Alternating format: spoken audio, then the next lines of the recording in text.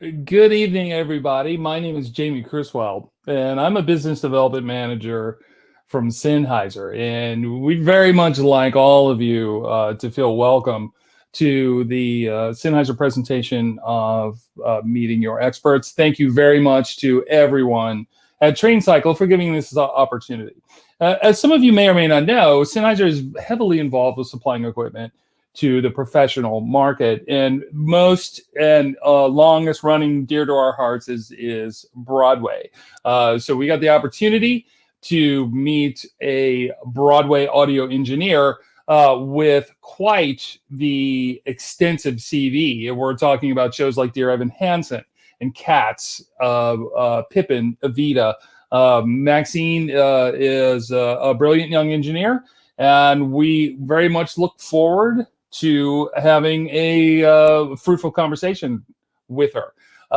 You'll notice there's a method to enter questions for either Max or myself if you have a question about Sennheiser or Neumann, or you have any questions for Maxine. So right now, let's introduce to you Broadway audio engineer Maxine Gutierrez.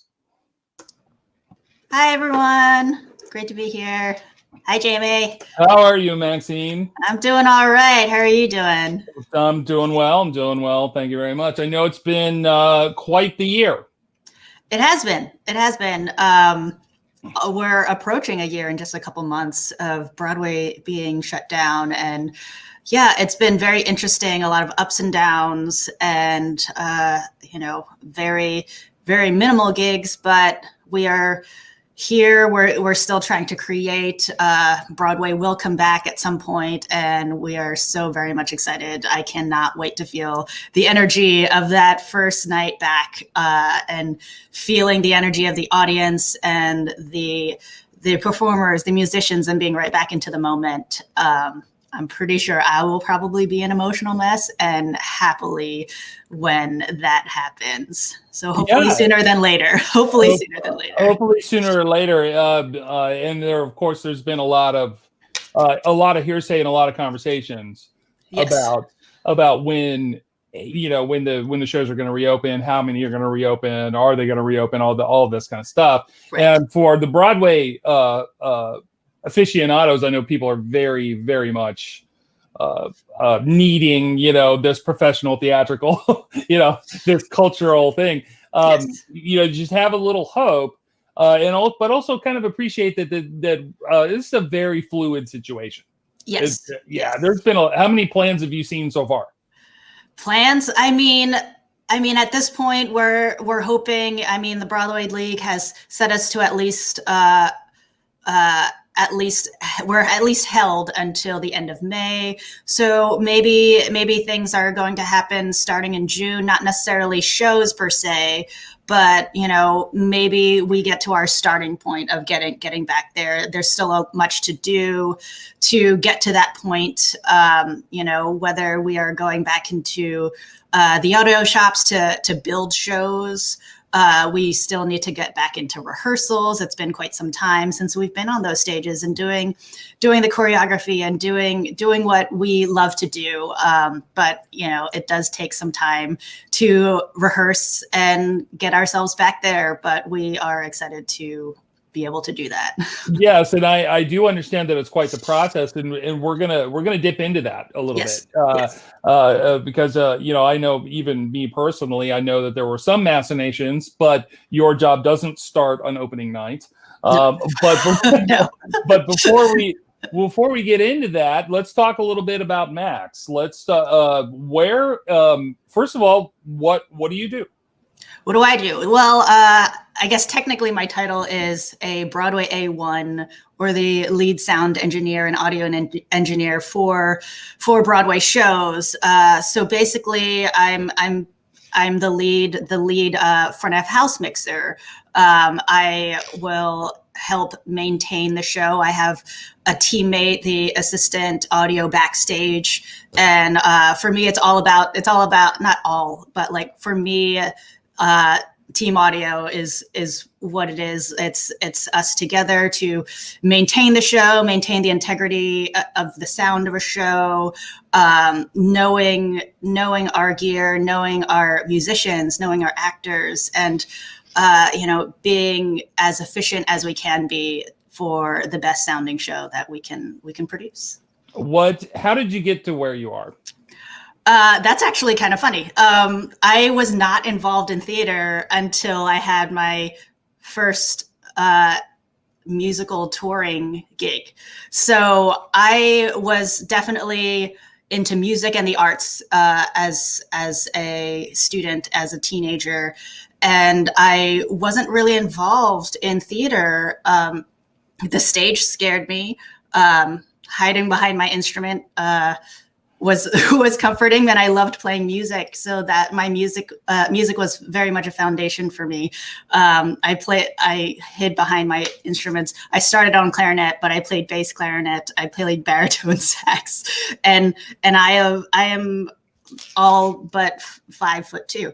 So, but yeah, I loved music and I loved the arts. And actually, when I was going into college, it's a big pressure and decision to make. And my family, my parents, my dad is in finance and my mom is in pharmacy. And a lot of my family are engineers and medical. So there's a lot of pressure there. And I was always good at math and science, and I loved arts and music. So initially I went into college as a chemical engineer. And then eventually I ended up starting a job at a theme park, at a local theme park in the entertainment department. I had a friend of mine that said, "Hey, you would be really good at this." And I did not think that I would be, but I also thought, it doesn't hurt to interview and then I won't get it. Well, I got it. And that was my first experience into into a little bit of theater. I was a technician. I was running shows. I was maintaining, props and parade floats, and my first experience really working with performers, and I had a really great time. And so I decided that I would like to explore the world of audio, and because that would combine the engineering, and it would combine my love of music. And I decided to try and switch my major, and my school at the time, not anymore, but at the time did not have audio as a major. And so in the College of Engineering. So I explored what would get closest to, and it was electrical. So I I moved my major to electrical engineering, and I graduated there. From there, I graduated from Penn State. And my first internship out of Penn State was at a recording studio. And so I got to learn a whole lot there. And what was really cool at that specific studio was that I also, along with digital recording, we worked on a big Neve console. And I also learned about cutting tape. That studio still uses tape. And so I remember learning the techniques of doing that. But eventually, down the line, I had an opportunity to go out on tour. And my first tour was Kids Bop Live, the very first Kids Bop Live tour through V Corporation, now V Star.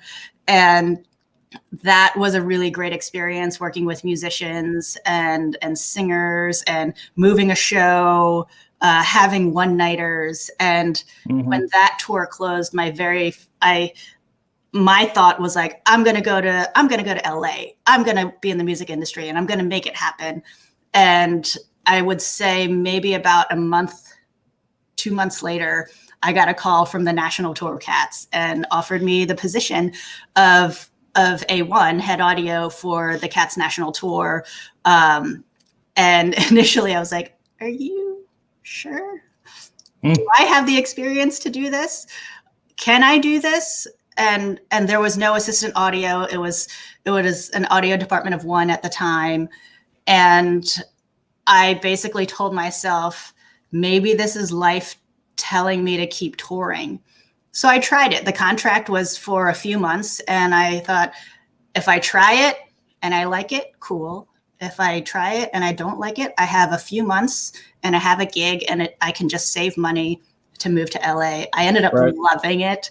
I was terribly green, but I just, hit the ground running, and I was a sponge. I just learned what I could. When I had to troubleshoot something, I used like what I could and the knowledge that I could. And if I didn't know anything about it, I called for help. I called the shop to help me troubleshoot. I called my production person to help me troubleshoot.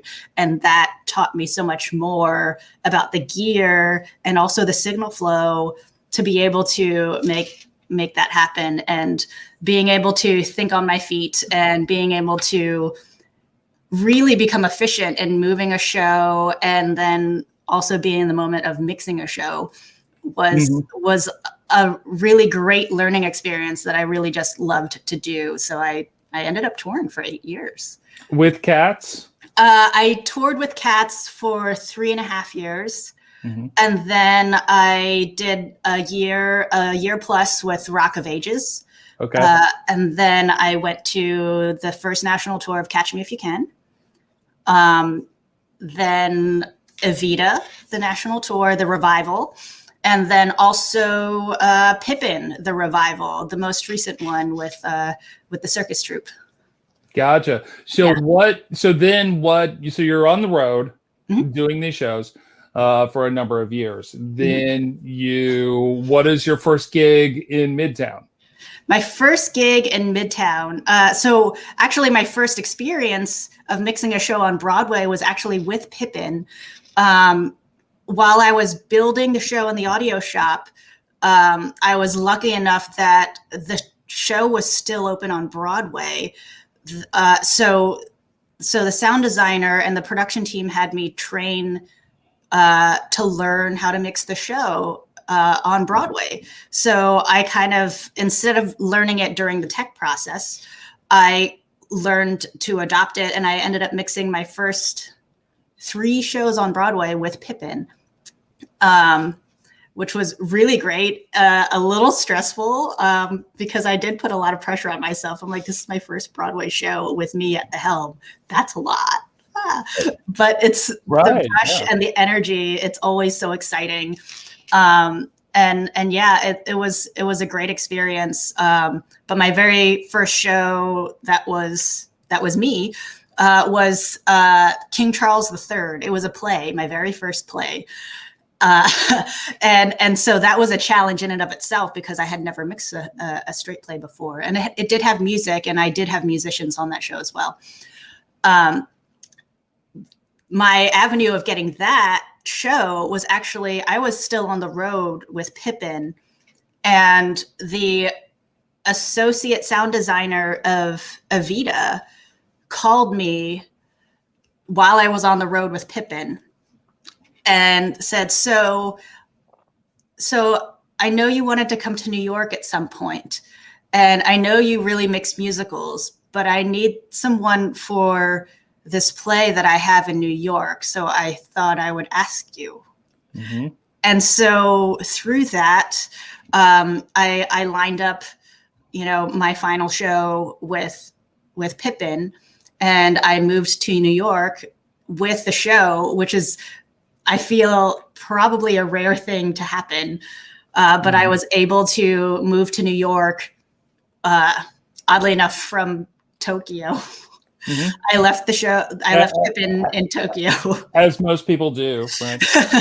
So what is the last show that you were working on, or do we still say currently? The most recent show that is still slated to return is Dear Evan Hansen, which also is the same theater that Pippin was in and the same theater that King Charles III was in. Oh, really? So that's rare. Yeah. So I'm in the same theater house. I'm in the same venue as my very first Broadway mixing experience, my first Broadway show, and I've returned for Dear Evan Hansen. Right. And aren't we contractually obliged to say Tony Award winning? Tony Award-winning Dear Evan Hansen. Yes. Including, I know there were 2 Tonys for sound. The best, well, for design, or am I incorrect about that? I actually don't know off the top of my head. I'm pretty sure that Nevin Steinberg and Jessica Paz won Tonys for Dear Evan Hansen. Oh, okay. Okay. Yes. So Nevin is our sound designer. Jess is the associate, and then they teamed together as co-designers for Hadestown. Yeah, you know what? You're right. No, it wasn't Hanson. It was Hadestown. Yes. But the only reason I went through that exercise was to test me. No, is that I wanted to pivot to the role of the sound designer, because you had mentioned sound designers a couple of times. So it's obviously that plays a role in what your life is like, and to give the audience a little bit of a sense that the sound designer, that particular sound designer, Nevin Steinberg, also designed mini shows. Many shows, yes. Many shows, including another. He's well experienced in another H-word show. Yes. Yes. So yes. That a very well known. Known. Yeah, that is also accessible on Disney Plus. Yes. So So I don't think it's a reason to keep a secret. But Nevin Steinberg is the sound designer for Hamilton. Yes. Which is Hamilton has certainly had an effect. Yes. On the Broadway market, and but also to kind of give you an indication of how this works a little bit, and also the kind of the circles that Maxine travels in is really kind of at that Tony Award-winning level. The show. So now that we have thrown a couple of these things out now, can you kind of give us a rundown of some of these various roles that happen in the sound department? So in the sound department, generally, there is the sound designer, the associate sound designer. There's also production sound. Then the A1, which is the role that I play, and then an assistant audio who is generally backstage, but is also the cover for the A1 position. So we end up cross-training each other's roles. And we switch off during the week. So they have a regular experience of mixing the show, and they are still, up to speed with everyone's voices and the mix itself. And then also on top of that, I also know what is going on the track backstage, which is also very useful for, even if I know when cues are, if I need to say something, I'm not, spouting something to the person backstage while they're in the middle of a cue. It's definitely useful to know both tracks as we go. There are also roles outside of the show, but still kind of contained. At Dear Evan Hansen specifically, I also have additional mix covers to come in. And those are our subs/swings. So you can also be a tech swing on Broadway. You can learn if you're able to, and you have the offers. I have two of my swings, 2 of my covers cover multiple shows as well on Broadway. So I have one cover who covers Hamilton, which is just a block away. And then I have another cover who will mix, Dear Evan Hansen one night, and then go cover and mix Phantom of the Opera another night, and then go over to Hadestown another night. So that is also, a really awesome position to have, to not necessarily stay attached to one show specifically, but you can hop around and still be a part of multiple Broadway shows. Which is really awesome. Have you done that role? I have covered The Color Purple, which was a really, really awesome show. It's right across. It was at the Jacobs, right across the street from from the music box where Dear Evan Hansen is. And that was that show itself for me was one of the first shows for me to have like such emotional connection and value during the show. It does take a little bit of time, at least for me, to, not necessarily, it is my job to listen to the show, and it is also my job to keep that integrity and keep the dynamics and like translate that emotion to the audience. And that was, not that it was necessarily difficult, but like emotionally difficult, right, because I am hearing that emotion, I'm absorbing that energy at the same time. right.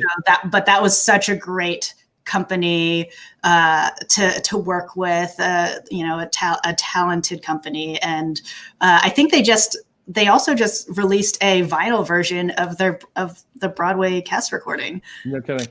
Mm-hmm. So that's pretty awesome. Yeah. Is that and that leads me to another question. You obviously have succinct audio responsibilities. Is it true that that the audio crews on these shows, of mixers, the A1s and the A2s, that you share responsibilities, that even though, let's say, you're mixing a show, there may be a time when you may have to deal with the RF rack or something like that? Do those things, like, what I guess the question is, you have the various roles. Are those roles like really concrete, or your audio, which means you may be dropped into any kind of a situation? Basically, we're kind of, like I said before, it's totally, for me, it's team audio. We play on each other's strengths, and we really just like help each other out. If my forte is definitely like something with the console, and if something hiccups, or something happens during the show, or if there's a crazy mid-show swing out, where I might be a little bit more familiar with the programming, it depends. Like sometimes, if the A2 is less comfortable with doing that programming or swapping things on the console, within the queuing, if it's mid-show, I will run out and either assist, or we do like a little swap out. And it's not about any pride or anything like that. We are there for each other and to make the most efficient solutions that we can. So, if I am backstage at the time and a mid-show swing out happens, I know exactly where the spare RF packs are. I know where to find that swing's mics, and knowing the track backstage and knowing the script in my head, I can just be like, okay, we're going to do the swap at this scene when they're not in it. And so once I know this is where we take the faders out, I'll do a little patch switch, a hard patch. If it's easier to do a hard patch switch from backstage, done and done. And then that way we just keep moving smoothly, and they don't have to worry about anything on the board, and they can just worry about the mix and the sound of the show. Oh, right on. So this has stirred a question from the crowd. Cool. Can you address a bit more what the A2 responsibilities are? Well, generally the A2 is usually, they are on the backstage track. So whatever ends up being built that is needed for the show, for when it comes to cues, we kind of figure that out during the tech process of building a show, where we kind of learn where people go on and off stage, where we kind of learn who are the sweaters, what, all of those things. They are backstage to, with mic maintenance during the show, like listening to everyone's microphones, making sure there's no sweat outs, or if there's the approach of a sweat out, going to the offstage wings and checking their mic placement, and they can do those adjustments. And then also just being available if there are any band issues or anything like that. When it comes to specific cues, that kind of goes depending on each show. I remember one of my favorite cues in Once on This Island in the deck track. I was always afraid of it because I always thought I had no time to do it. There's definitely ample time to do it.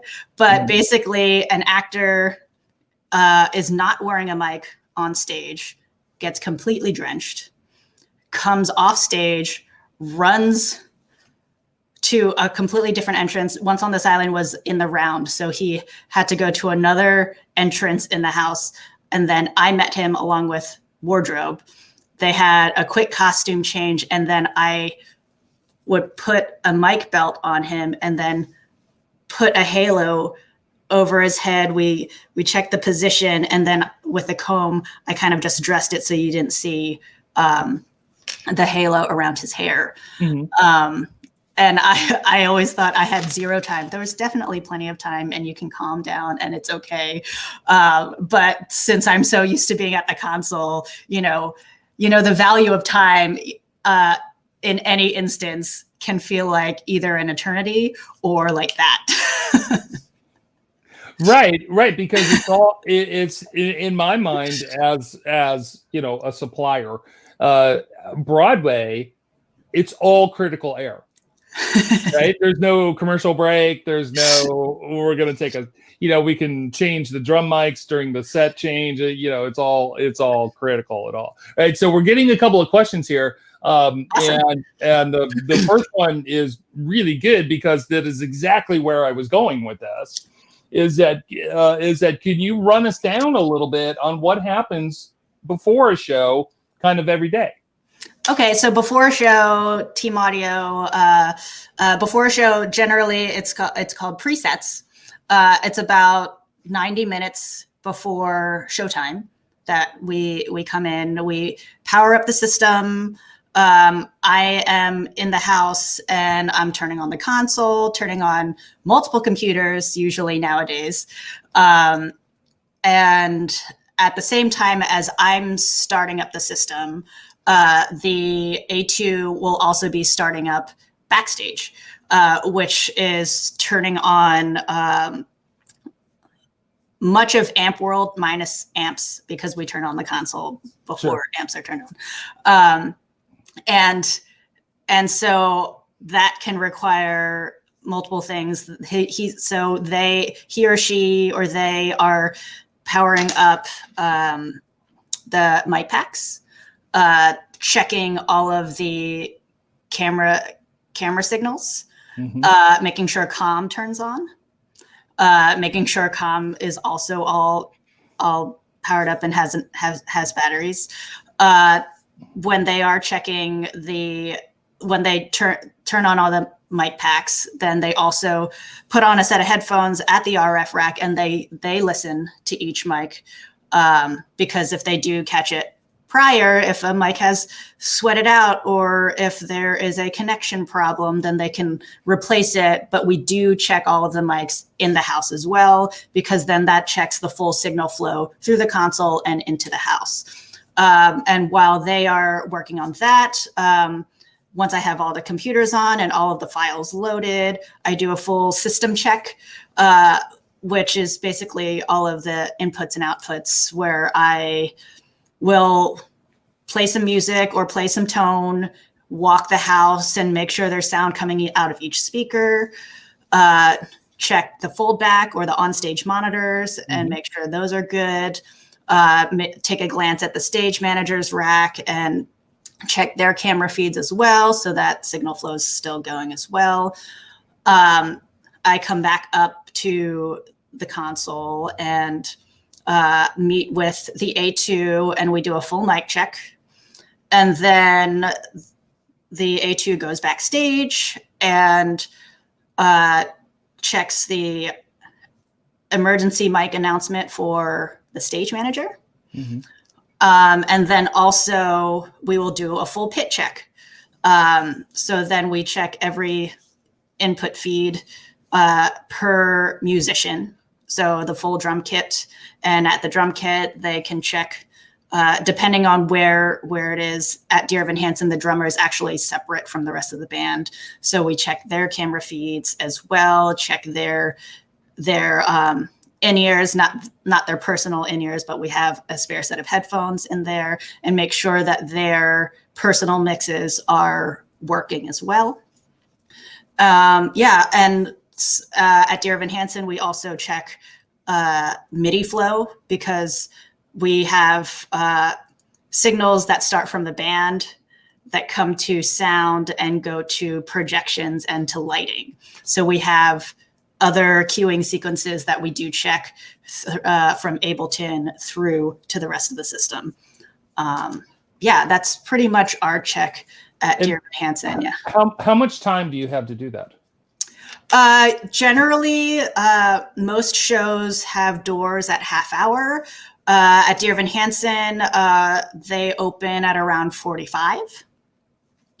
And yes, but most of the time it's around half hour that doors open. So we kind of get set up. We make sure that we're good. Then there's still a little bit of, not necessarily downtime, but we could utilize it for maintenance, or if we need to check anything else that maybe have a little audio gremlin, we have a buffer time before doors open. And at Dear Evan Hansen, we coordinate with stage management and lighting, so we can go from house mode into doors mode.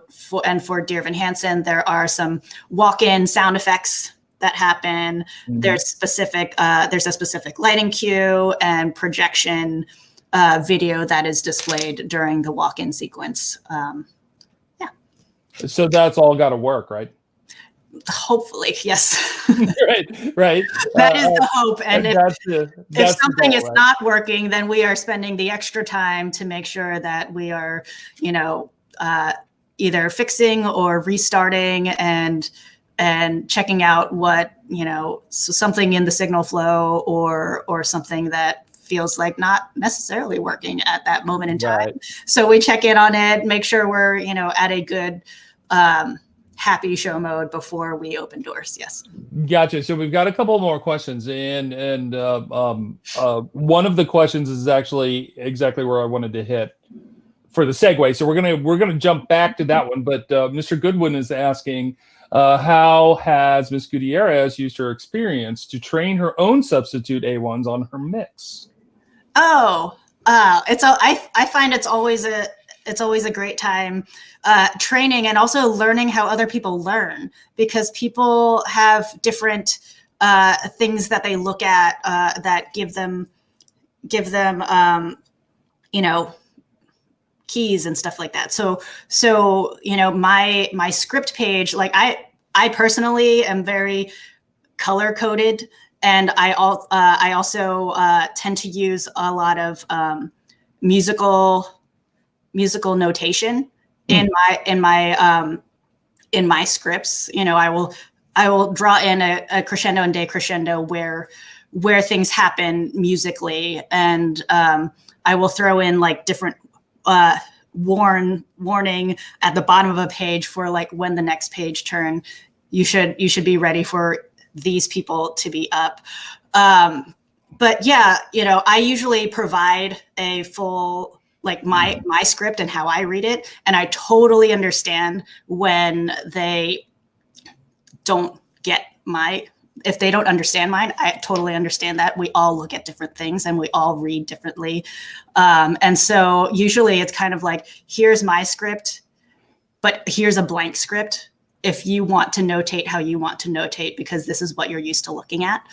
And then when it comes to specific training, it depends on the show. It depends on quite a few things, really. There's also in New York, there is Digico actually has a studio that has like a practice mix thing, but like generally I have learned shows also just in the theater, and here we are.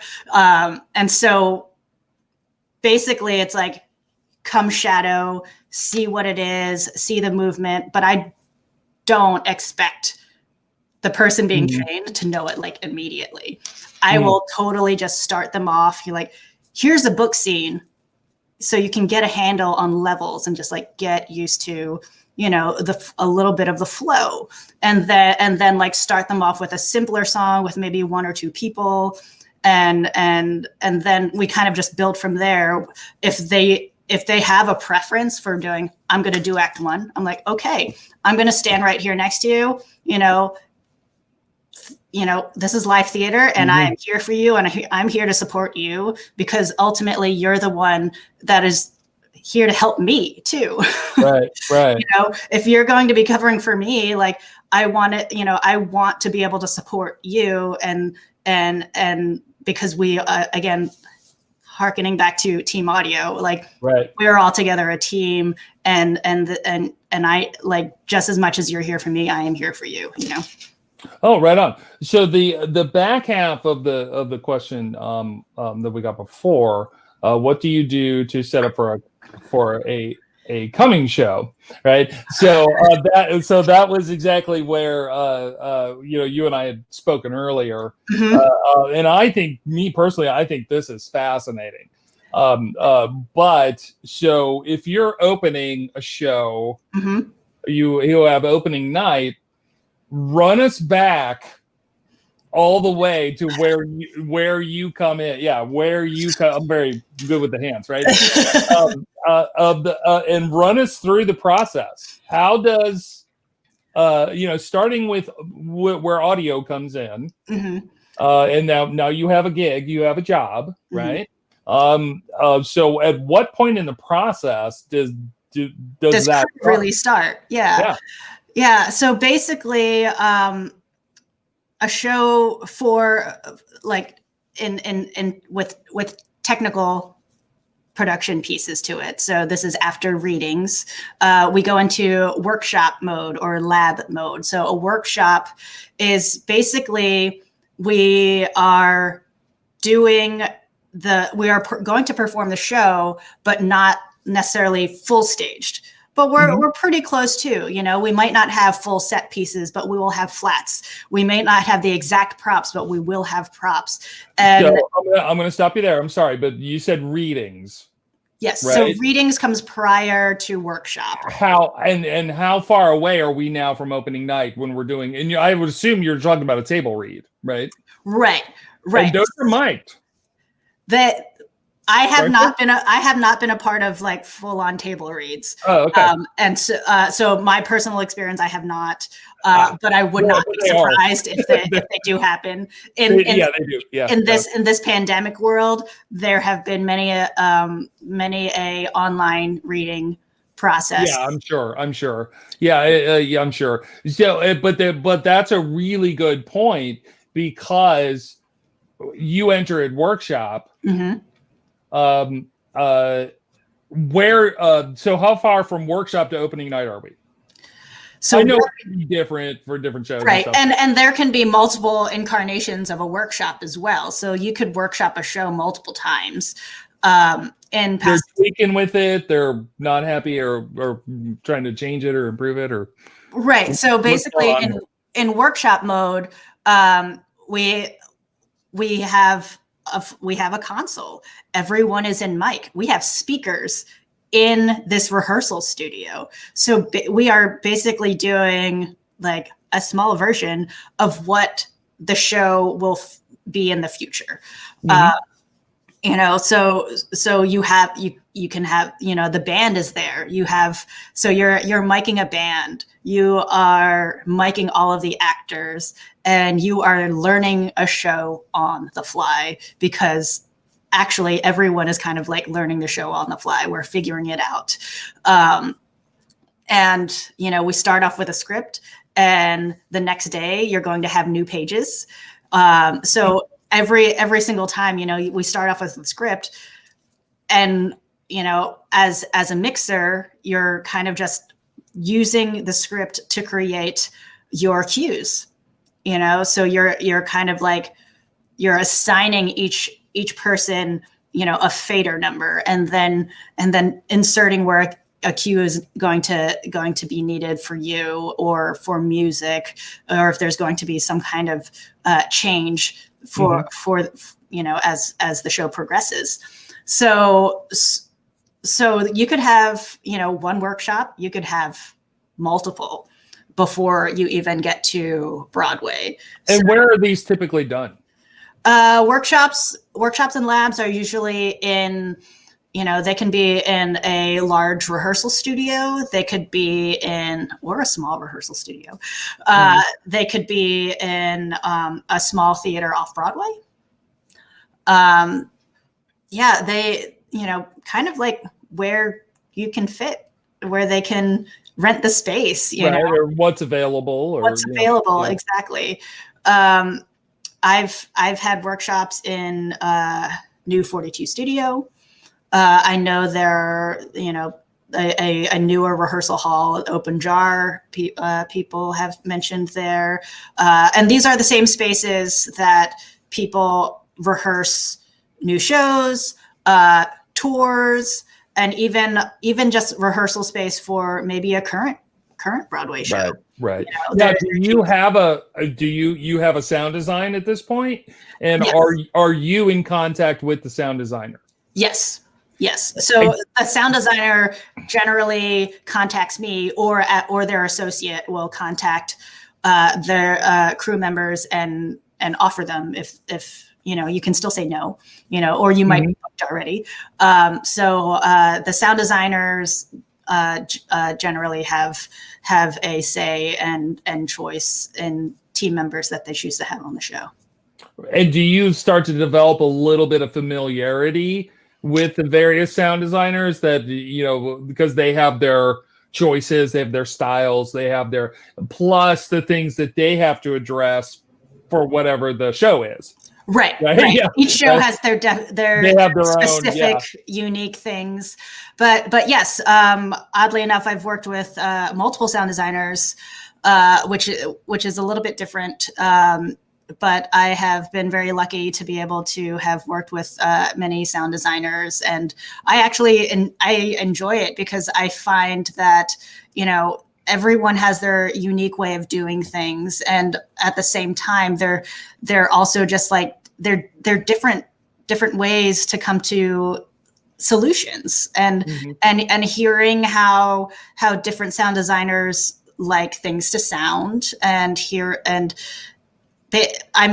everyone has their own preferred, gear. Everyone has their preferred console, even up to the preferred programming. I find that all of it is a learning experience, and all of it has there's useful knowledge in every person's design, every person's perspective. Yeah, so you're working with these sound designers and associate sound designers to try to make the audio portion of the show come to the expectation of the producers of the show. Right. So you guys are working together so that you're delivering the audio portion of the vision of what the producers of the show want to say. Right. So now we're in workshop. We're done with workshop. Have you ever seen a show that stopped there? Didn't go on? Personally, I haven't. I've done a workshop where instead of going to stage, it went to licensing and film. I've done I guess a reading, but there was one mic involved. I've done that, but it has not done its next step was going to do an out of town tryout. Right. Which is basically a production of the show in a different city than New York to see how it is received. Sure. That happens quite a bit, I think. Right. And you don't know if it's going to go to Broadway or not. Sometimes they don't. But let's say, okay, now we're done with the workshop. Where do we go next? After the workshop, however many there might be, generally there is an out of town tryout. Not always. But I would say most of the time, they want to try this show in another city with with multiple audiences, and there is time in the shop, there is time to load in, and tech time, and quiet time, and basically the full production, similar to Broadway or to a tour. And then you have a series of performances, maybe about a month and a half. Mm-hmm. And I would say that kind of feels like previews per se, because they're still observing the audience and seeing the show and how the audience reacts, and they are still editing and updating and making changes to the show. So you have to be involved with all of that, right? Right. Because they'll make a change, an adjustment. You're going to get a new script. Mm-hmm. You've got to make new notes. You need, maybe you need to change mics. Maybe you need to look at mixing it, all of those kind of things. Or they might choose a different actor to, they might move. Now it's different, right? Now it's different. And so you have to program that in, adjust that in your script. And then also people backstage, they have to do their adjustments to accommodate for those changes. Gotcha. So at this point, so you build a show before it's going to go out of town. Right. Is that correct? That's correct. So can you just kind of briefly describe what building a show in a shop, what that really means? Okay. So a shop build, I love doing a shop build. Basically, you are working with the A1, the A2, a production sound person. The production sound person actually is kind of like the person that will, talk to the shop, talk to the designers, and kind of like make sure all the gear is there, like confirming all of the signal flows. The associate sound designer will likely have some time in the shop with us to look at things, confirm things. If we need to sub anything, they'll talk to the shop. And then, so we have rack drawings, and then just like a plethora of gear. We have empty racks. We have piles of different types of cables at different lengths. And then we also have our build crew, which is another role that you can have in New York, where you are not necessarily attached to the show, but you are there to help put the show together in the shop with team audio. So yeah, we get to a shop build. I can really kind of like zen out into a rack. I have a rack drawing. I have the gear that I need, and I'm kind of installing and looking at signal flow and making sure all of the pieces are going. But you're really getting down to it, though. Yeah. Right. It's getting specific, right? Very. And I've seen a couple of shop builds, and it does look like some kind of a professional audio production that's being dissected. Yeah. There's just everything's laid out. Cable runs are laid out. Yep. All this kind of stuff. The SDs are there. The ASDs are there. The shop guys are there. The mixers are, the whole kind of thing. Right? And there's multiple zones of this happening all at one time in the show. Right.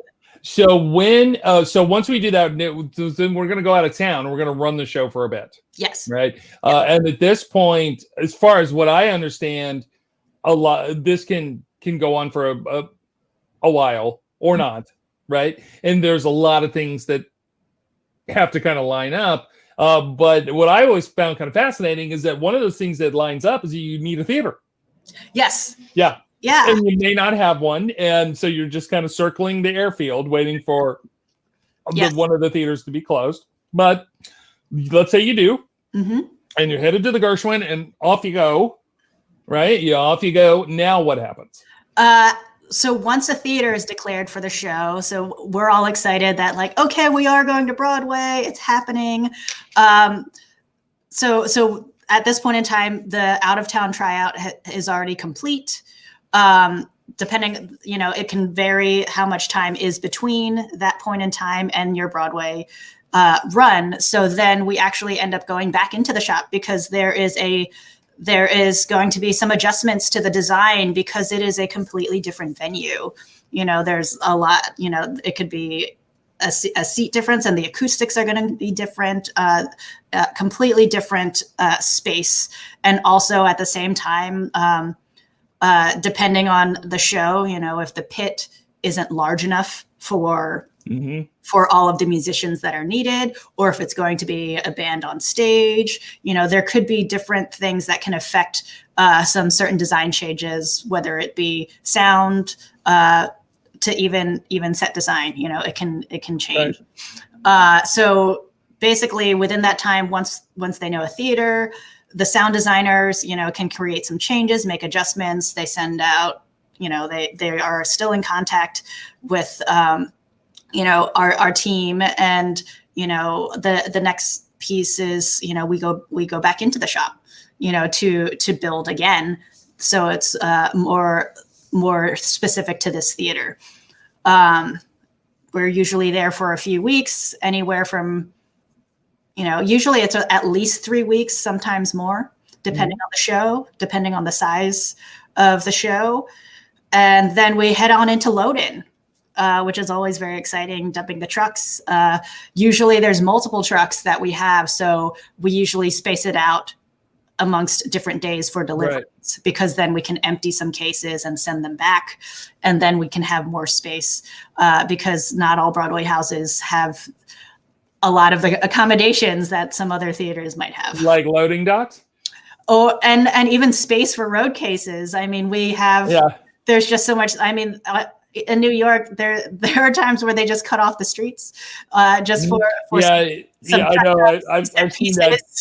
I've seen that too a bunch of times. You're just walking down around Midtown and you just see cases lined up down the sidewalk, and you're like, oh, loading. Yeah. Load in or load out, or load out. Hopefully, it's usually there's like a road case butted up against some post so it doesn't roll away, and then we get out the chains and chock the wheels, so hopefully they don't travel any further. Okay, so now we're loaded in. Yes, so then we're loaded in, and we go into what's called dry tech, and in conjunction quiet time. During the schedule. So dry tech is basically teching the show minus actors on stage. So we're teching and rehearsing some of these technical elements, such as automation, which has now, there's a lot of automation in shows nowadays, and also even just seeing how they work with the rest of the set pieces, and with maybe projections and other lighting. Like we during this time they are doing some light focus, and they might have people as light walkers to be able to focus on people on stage that are not necessarily always the actor, because usually at this time the actors are in the rehearsal studio. They are actually rehearsing the show prior to coming into the building. And then during quiet time is just for team sound. So basically it's a time where there's minimal, or trying to be minimal, amount of sound on stage and in the house. So we can do appropriate tuning. So we're tuning the sound system. We might have, the A2 on a microphone, and so we can see how that sounds through the system, and we can do some general EQing.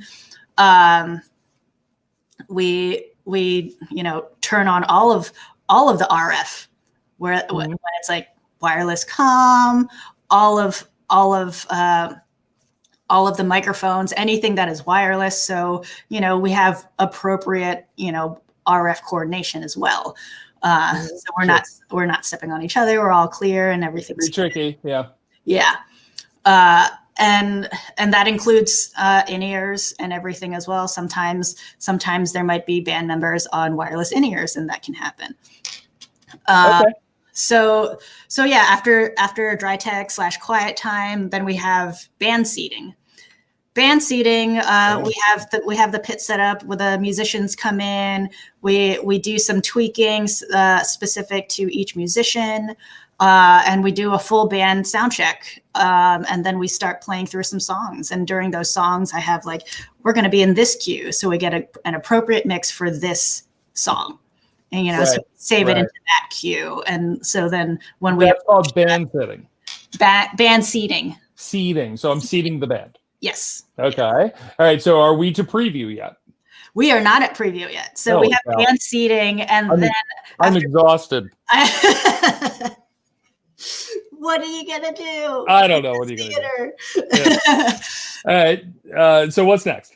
After band seating, we have cast on stage.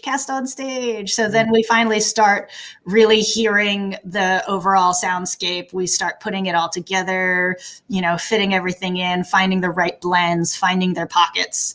You know, we have rehearsals of the songs with the soloist. We have them, you know, we're able to check on stage monitors and are they hearing okay, etc. So we have those cast on stage tech rehearsals. So full company on stage, full crew. We are going at it. We are at stop start, and then we get to go to where we can, you know, all the way up to, you know, let's try and get a full act 1, you know, without stopping. Let's try and get a full act 2 without stopping. Let's get a full run. Gotcha. Then we go to previews. Okay. Yeah. So we're starting to run a little low on time, and questions are building up. So quickly, previews. Previews are where you're not done yet, right? No, previews are where we finally have audience members filling the house, and we are still, you know, the creative team is still, watching the audience reactions and, you know, watching how the performance is on stage with the audience. And so we are still at will of edits and changes. We can still have changes happen. And the really great feeling through previews, because previews can be, you know, weeks of shows, and we are still having rehearsals during the day, adding in the changes and going into a show at night. Changes are like new song, right? I mean, some gets cut or something like. You could have a song that's cut. You could have a section of music that's cut or added. In other words, you got to change something. You got to. The show's going here now. It's not, and it's happening in front of people. I find that very interesting. Right, and we're at the will of possible show stops. It can happen, and you know, we're all still trying to find our groove in the show. And once we get to that place of like, this is going to be our show. This is our show. This is our show. Right. We get the call that the show is frozen. Freeze the show. That means no changes. We are going to continue performing with this version. And we head on towards opening night. Okay, so then at this point we finally do reach opening night. Right. You're a show. Yeah. Right. Now at this point you don't know how long the show is going to run, right? Right.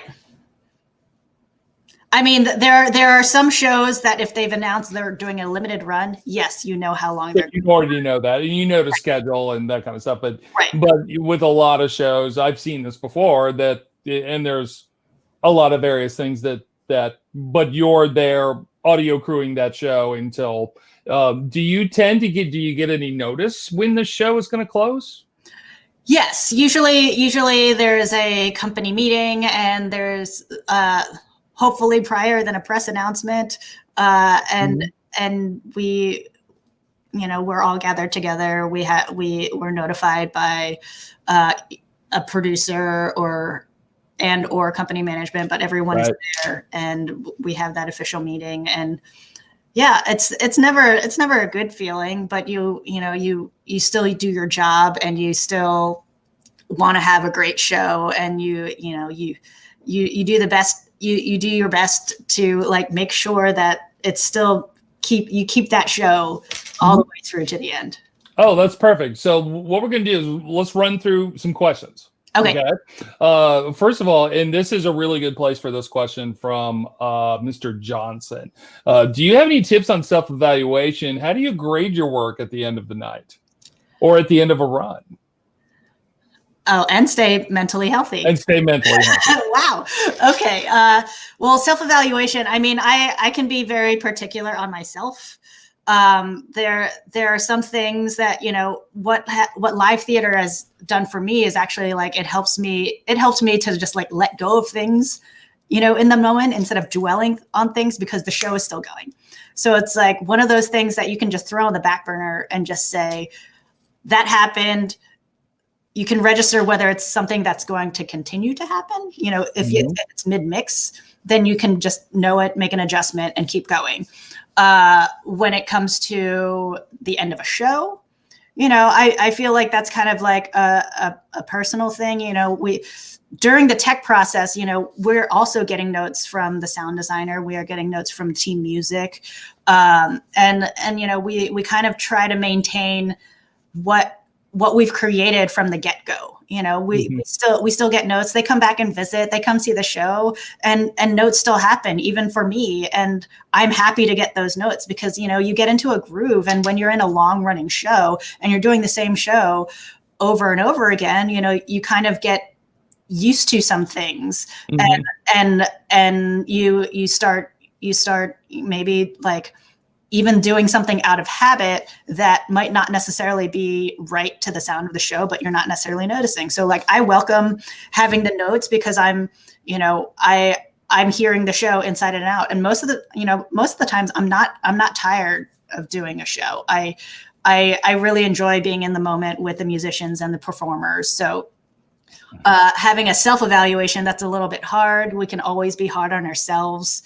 But in the end, we still have a great show with a new audience. They're clapping, they're emoting, and I'm like, we had a great show. We're all personally hard on ourselves. That's going to happen. But most of the time, no one else notices.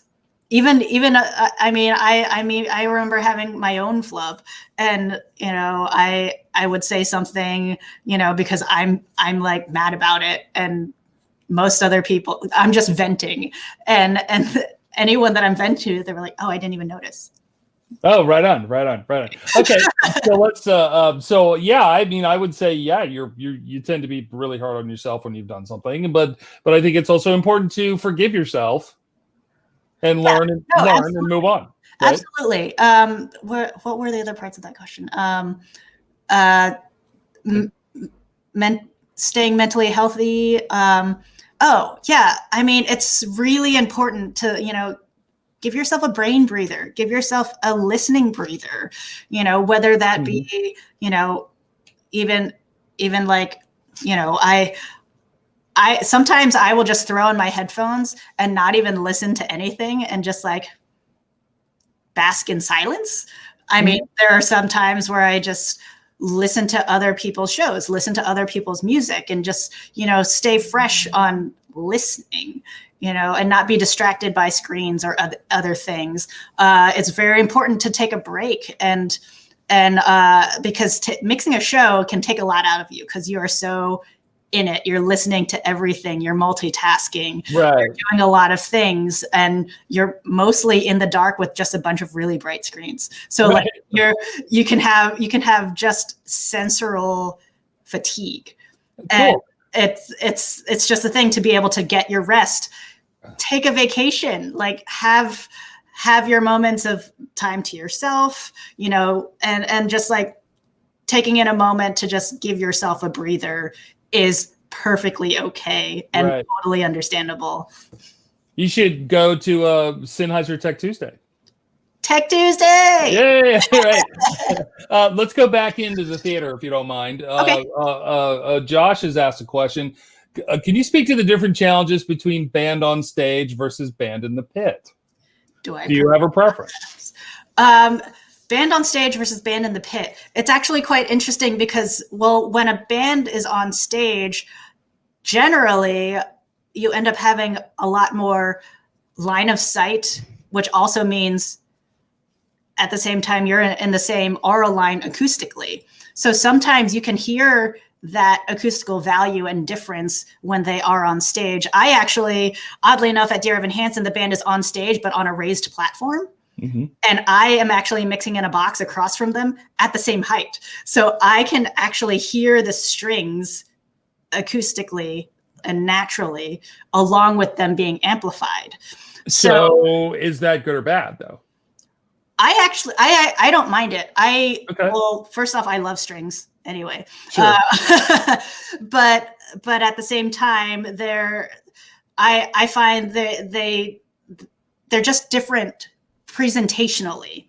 I love, if I have a band in a pit, I loved my Evita band, my Pippin band.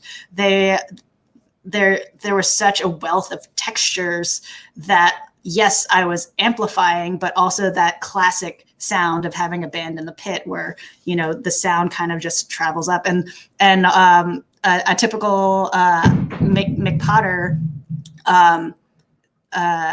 design feature is like, we also had speakers for pit sound in addition to the natural sound. Like going to the house or going back to the players? Monitors or both. We had monitors in the pit because sometimes pits would be so wide that this side of the pit wouldn't hear this side of the pit. But you'd have to provide that mix then. Right. Right. And then also there was a pit mix of going into the house to enhance. And also there were some features of some of the orchestrations and arrangements that were from the keyboard. So you wouldn't actually hear them naturally. So we also added those to the mix. So it sounded like a full live pit. That's really cool. Really cool. So actually I don't have a preference on either. I think both are great. One is more classic and the other is to have that visual feature, because there are also times that you don't even get to see all of the pit musicians, and some are in different rooms in the basement. Yeah, that's got to be a challenge. Yeah, because not all pits are big enough to accommodate a full orchestra. And so some are actually like in a room that you never see. So I do like seeing a band on stage. It gives a little bit more of a concert feel, and gives a little bit more connection with an audience and with a cast member to have that person there. Right on. Well, okay. So unfortunately, we are out of time. I talk a lot. Yeah, it's okay. It's all good. But I think we're gonna someone else is gonna jump on. Okay. But first and foremost, from Sennheiser, thank you very much for spending some of your Saturday with us. It's always appreciated, and from all of us here at Sennheiser, I hope stay safe, and we'll get back there. We will. We totally will. Yeah. Don't ask when, because we don't know, but it's gonna happen. Yeah. But yeah, I mean, like always, Max, your insights are fascinating. I always come away knowing a lot more than I did coming in. Yep. You're certainly, with your resume and all of the things that you've done, that, you're definitely going to be around for a long time. I've been very lucky to have such consistent work, and I am very fortunate, and I'm excited for when we come back. I thank you for having me here at the TRAINcycle Summit. Thank you, TRAINcycle and Team Sennheiser. Yes, anytime I am happy to participate and hang.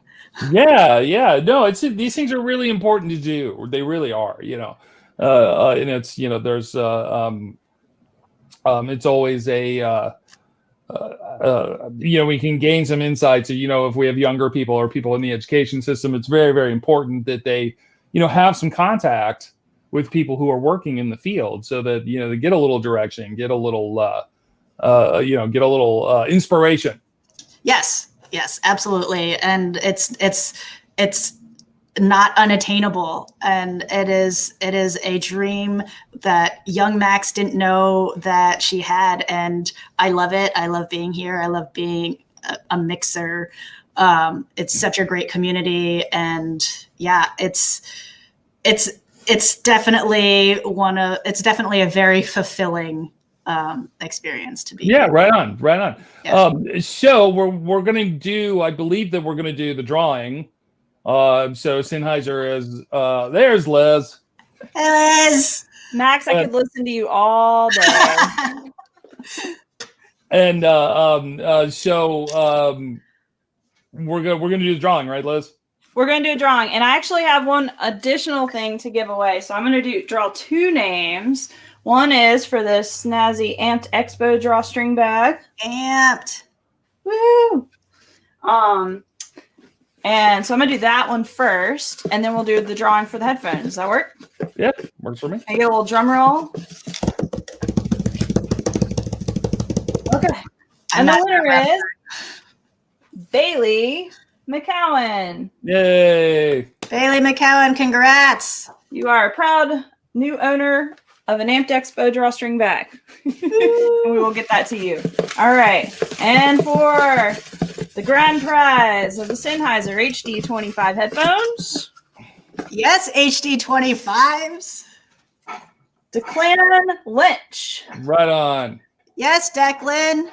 Declan, sorry, I totally butchered Enjoy that. those.